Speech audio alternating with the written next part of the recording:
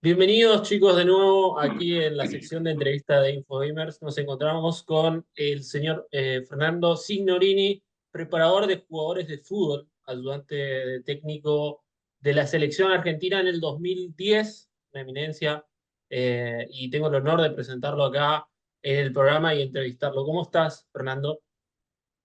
Muy bien, Hila, muy bien. ¿Y vos? Bien, bien. Siempre me gusta arrancar las entrevistas que hago con parte de dónde inició todo, un breve repaso del inicio de tu carrera como entrenador. ¿Podrías contarnos cómo fue y qué te inspiró a llevar la carrera de preparador de jugador de fútbol?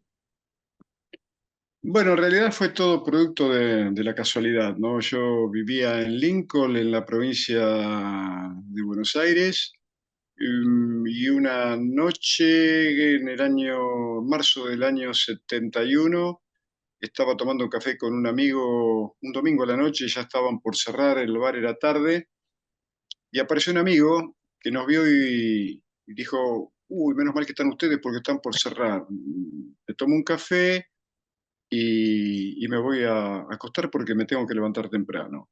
¿Y para qué te tenés que levantar temprano? No, porque mañana cierran inscripción a la carrera de profesor nacional de educación física en el Instituto Nuestra Señora de Lincoln, ¿no?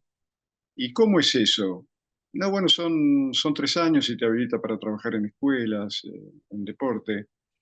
Bueno, y se fue. Entonces con mi amigo nos quedamos como pensando un poco y uno, el orden de los factores no altera el producto, que le dijo al Sí. otro, yo sería bueno para eso. Ah, vos sería bueno. No, yo sería bueno. Ah, vos serías bueno. Bueno, vamos a anotar, ¿no? Vamos a anotar, ¿no? Y al otro día caminé las 11 cuadras que separaban de mi casa del centro de la Plaza de Rivadavia de Lincoln. Me encontré con él, estaba lloviznando y fuimos y nos anotamos. Y bueno, y tras anotarnos dimos la prueba de eficiencia a la que superamos sin problema. Pero después la directora me llamó antes de comenzar las clases, era la madre superior de un instituto eclesiástico, era, ¿no? Sí. Y me dijo que yo no podía hacer la carrera por mi problema de visión. Yo usaba anteojos con marcos muy gruesos, era muy corto de vista. Así que bueno, ese día me fui a mi casa realmente embargado en la angustia, pero reaccioné porque había escuchado en la radio unos días antes que en Buenos Aires había una empresa que había puesto a la venta los lentes de contacto. Así que esa misma noche mm, viajé a Buenos Aires y fui a esta empresa que quedaba en Pueyrredón y Juncal, ahí en pleno barrio del Once. Me probé las lentes que eran duras y me producían mucha irritación, pero bueno, era eso o la carrera. Así que volví a Lincoln y antes de ir al instituto me colocaba los lentes, iba, hacía lo que tenía que hacer, volvía a mi casa con los ojos muy congestionados, muy Muy, inflamados muy y irritado, hasta sí, claro, doloridos. claro. Así que más o menos al tercer o cuarto día no los podía usar más y fui con los anteojos normales y no me dijeron nada. Y al otro día tampoco me dijeron nada. Y bueno, Y no fuiste. sí, hice toda la carrera con los anteojos, pero te digo, no fue producto de la vocación, sino de la casualidad, absoluta casualidad. Yo no planifiqué nada y todo se dio porque ese amigo ese día entró en el lugar donde estábamos nosotros. Bueno, te Fue digo, todo tipo, es una dio la información y se fue.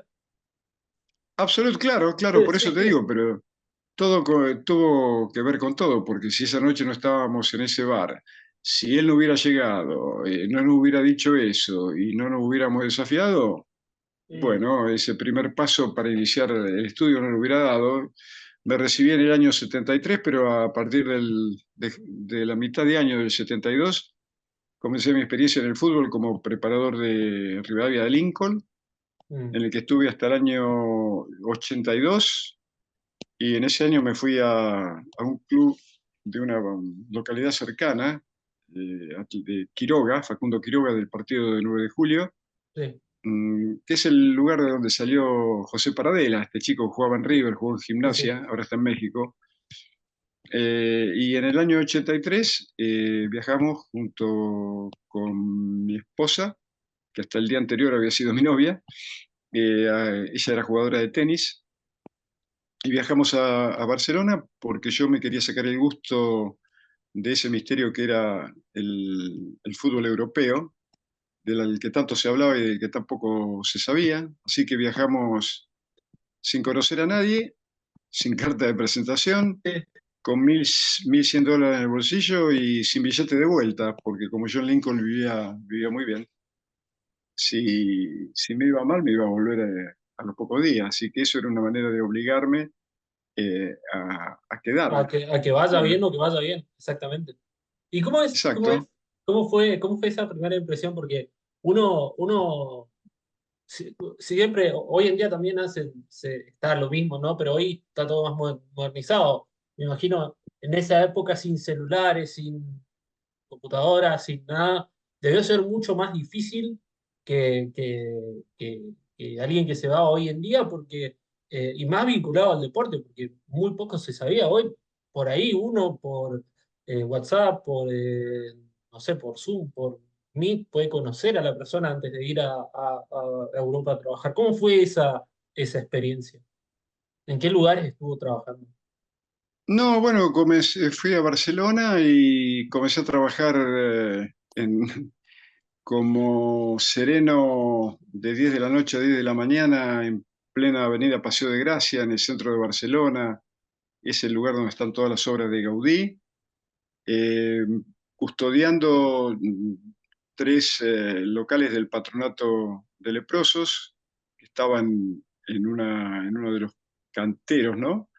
Uno en una esquina, en la mitad de la cuadra y en la otra esquina, donde la gente en el día dejaba cosas que, bueno, los de la cooperativa iban clasificando y los ordenaban para después, obviamente, darle, darle venta y así poder recaudar para la institución.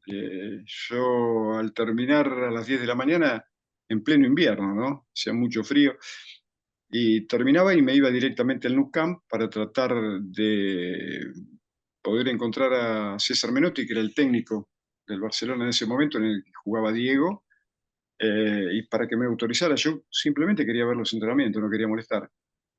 Así que después de bastante trabajo, de casi un mes, de ir prácticamente todos los días ahí en el portón de entrada, a donde había más de 200 personas siempre que querían ver a sus ídolos, bueno, también otra vez la casualidad, un chico que después supe que era amigo de Diego, de su grupo, salía del entrenamiento y entonces el guardia, que ya estaba cansado de verme,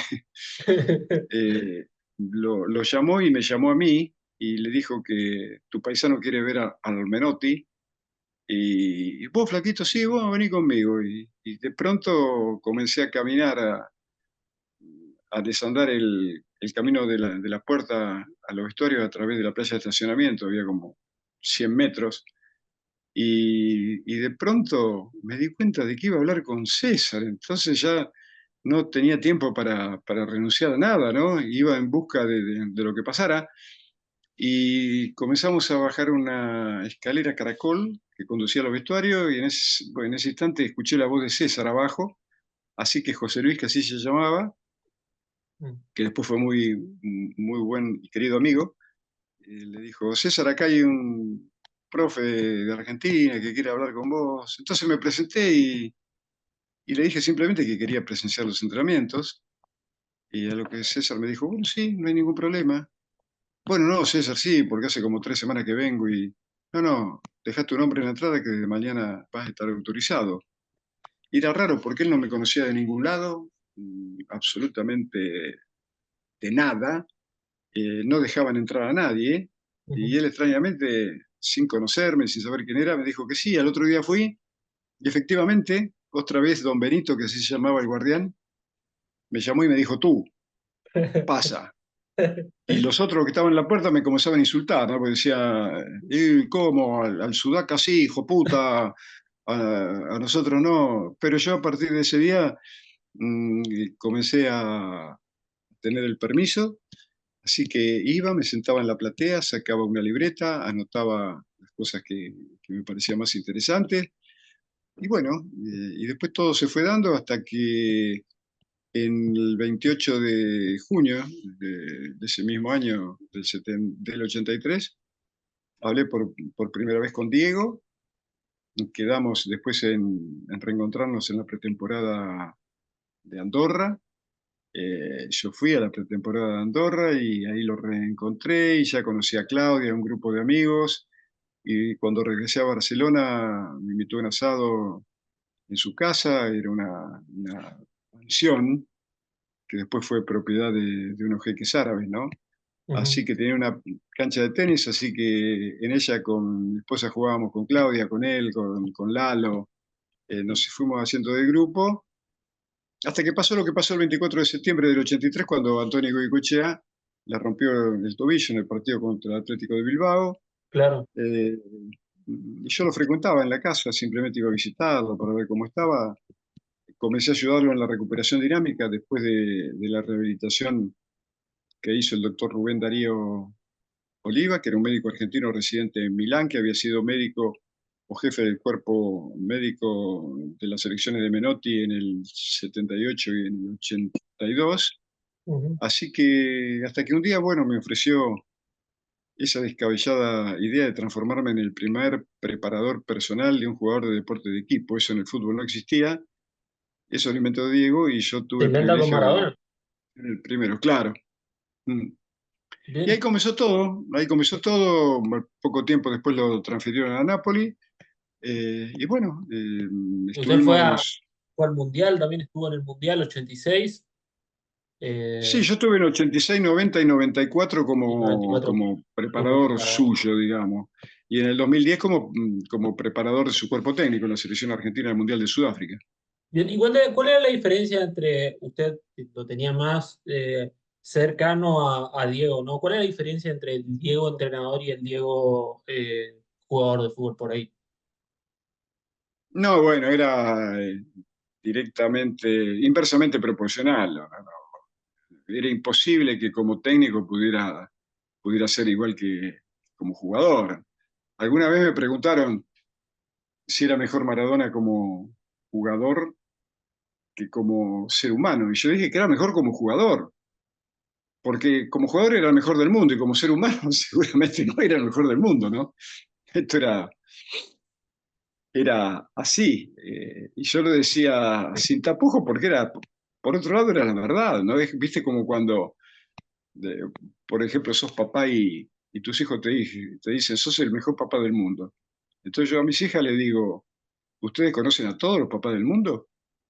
Porque Claro, para decir eso lo tienen que conocer. Bueno, sepan que no, yo no soy el mejor papá del mundo. Soy su papá y listo, y se acabó. Y ustedes tampoco son las mejores hijas del mundo, porque yo no conozco a todas las hijas. Alguna habrá que son mejor, pero son mis hijas. Y esto era más o menos en el mismo orden, ¿no? claro. Eh, y yendo para lo que es su profesión, que es la preparación de jugadores de fútbol y lo que hablamos de Europa y de América, hay algo que llama la atención, ¿no? Y hoy en día, y es usted que estuvo en aquel plantel, ¿no? Campeón en el 86. ¿Qué diferencia o qué similitudes puede ver entre aquel plantel del 86 que fue campeón y cómo este que fue campeón en el 2022? Y aquel fue un campeonato. Yo creo que los rivales de entonces eran más poderosos. Los de antes.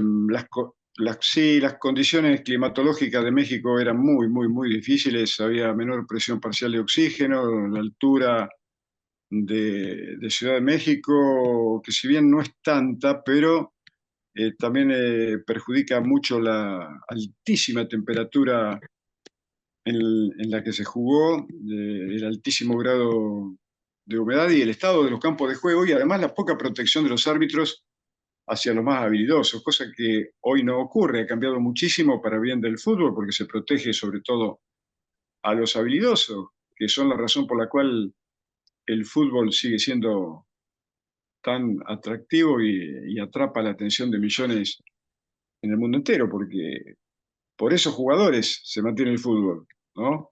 Sí. Y generalmente en los equipos hay muy poco, cada vez hay menos, por otro lado, ¿no?